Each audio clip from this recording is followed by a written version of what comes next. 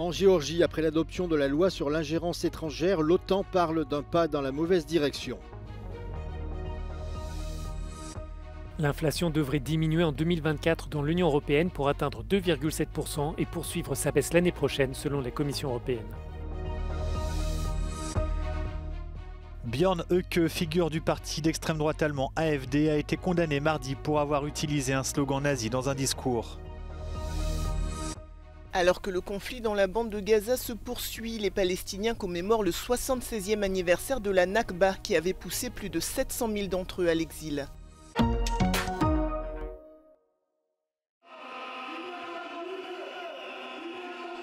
L'OTAN très critique vis-à-vis de la loi sur l'ingérence étrangère qui vient d'être adoptée en Géorgie. La porte-parole de l'Alliance Atlantique a déclaré notamment sur le réseau X, je cite, que cette décision du gouvernement géorgien d'adopter cette législation était un pas dans la mauvaise direction et éloignait la Géorgie de l'intégration à l'Union européenne et à l'Alliance Atlantique. Elle a ajouté que la Géorgie devait changer de cap et respecter le droit de manifester pacifiquement. Les rassemblements contre le projet de loi qui vise principalement des médias, des blogs et des ONG durent depuis des semaines en Géorgie. Ce mardi, les manifestants ont bloqué l'autoroute principale de Tbilissi après que certains d'entre eux se sont heurtés à la police anti-émeute juste devant le Parlement. Une douzaine de manifestants ont été arrêtés après avoir désobéi aux ordres de la police, selon le ministère de l'Intérieur.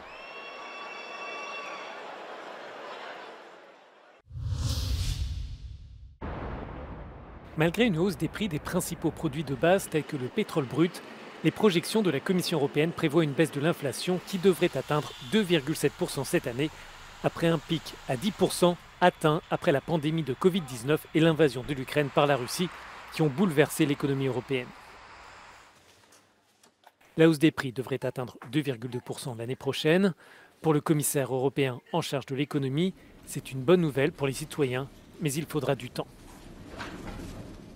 We need that the decline of inflation produce its consequences overall on food prices, etc. This will take some time. Equally important is that the level of credit provided by banks restart increasing because this is important to fuel the economy.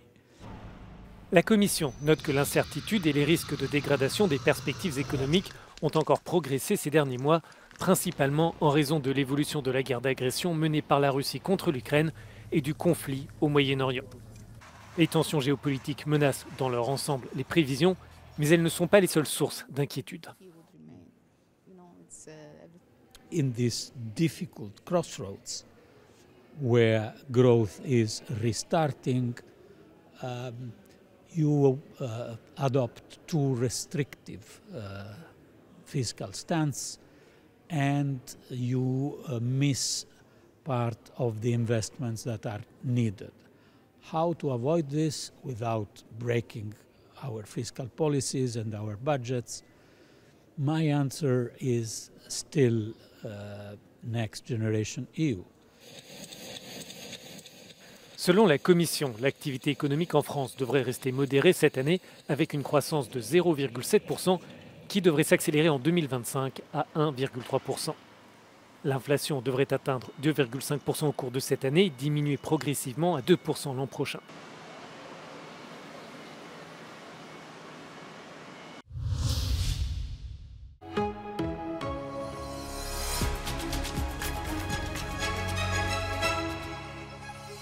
Sono Linda Laura Sabadini, già direttrice dell'Istituto Italiano di Statistica e chair di Women 20. Il prossimo Parlamento europeo deve ridurre la disuguaglianza di genere nel lavoro, nella società, nei luoghi decisionali, ma deve anche varare lo stupro come reato europeo. Lo stupro come rapporto sessuale senza consenso esplicito delle donne.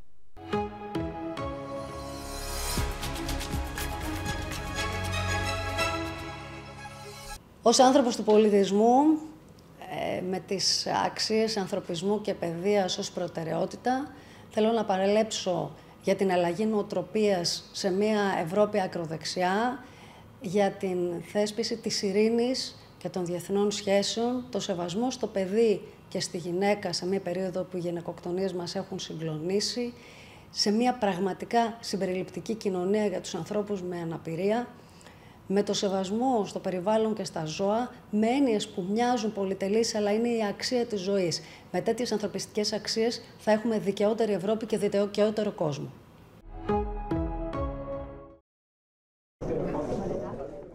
Figure du parti d'extrême droite allemand AfD, Björn Höcke a été condamné mardi à une amende de 13 000 € pour avoir utilisé un slogan nazi dans un discours.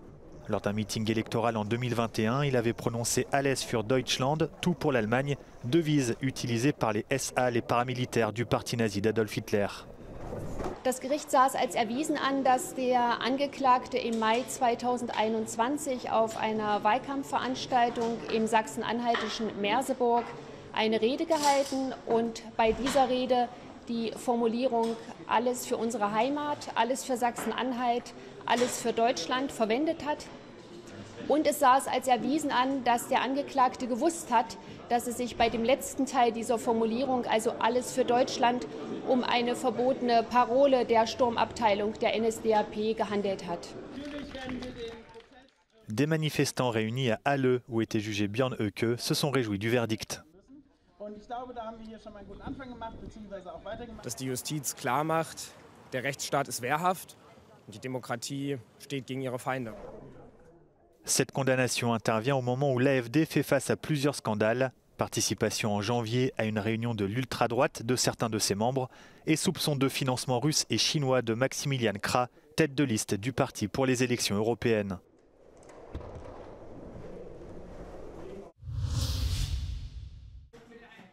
Dans cette salle située dans le camp de réfugiés palestiniens de Shatila à Beyrouth, ces personnes âgées suivent un cours de santé. Beaucoup ont passé une grande partie de leur vie ici, au Liban. En 1948, lors de la création de l'État d'Israël, environ 750 000 Palestiniens avaient été contraints de fuir leur terre. Ce jour est appelé la Nakba, ce qui signifie catastrophe en arabe. Amna espère un jour pouvoir rentrer chez elle.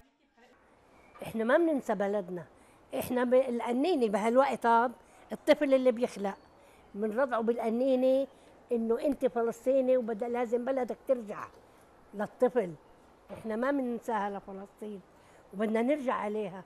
اذا ما رجعت انا ابني حفيدي يعني المهم فلسطين راح ترجع. En ce mercredi 15 mai, les Palestiniens commémorent le 76e anniversaire de la Nakba. Depuis le début de la guerre dans la bande de Gaza, certains ministres israéliens prônent l'exil de la population. Et les Gazaouis qui ont été déplacés par ce conflit craignent de perdre ce qui leur reste de terre. C'est le cas de Mustapha qui s'est installé à Rafah lorsqu'il avait 5 ans. Il craint de devoir une nouvelle fois chercher refuge ailleurs.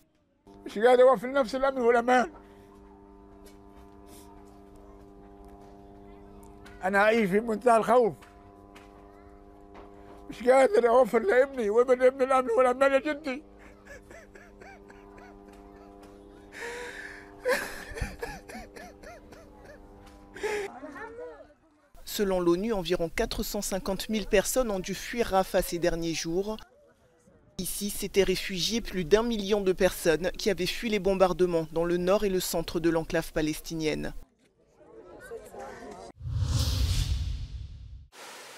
Un Européen sur 8 vit dans une zone à risque d'inondation.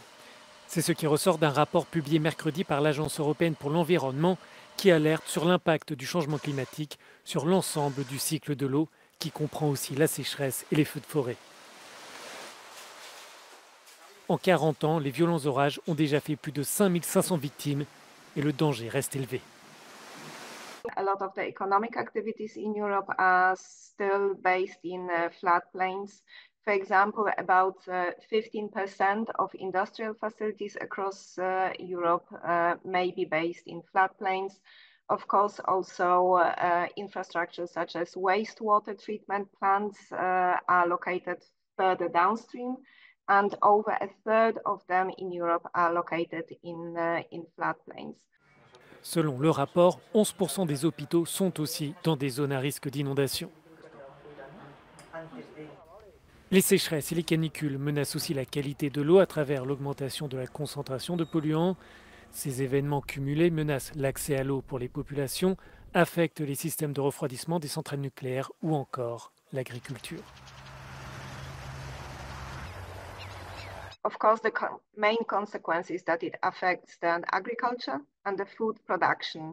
In 2022, we've seen really drop in production of maize, of corn, of olive oil, for example, especially in southern Europe. And it's estimated that around 9 billion of euros every year are caused by the losses caused by droughts in agriculture, public water supply and energy sectors. L'agence européenne appelle donc tous les acteurs à limiter le développement des zones à risque. Elle suggère des solutions inspirées de la nature comme la plantation d'arbres ou de zones végétalisées pour retenir l'eau de pluie ou encore la réutilisation des eaux traitées. Enfin, l'établissement propose la mise en place de systèmes d'alerte précoces plus efficaces.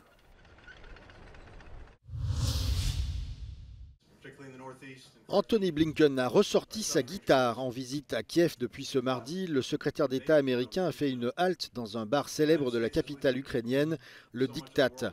Invité par un groupe punk rock à monter sur scène, il a interprété un thème parfait pour l'occasion, Rockin' in the Free World du chanteur Neil Young.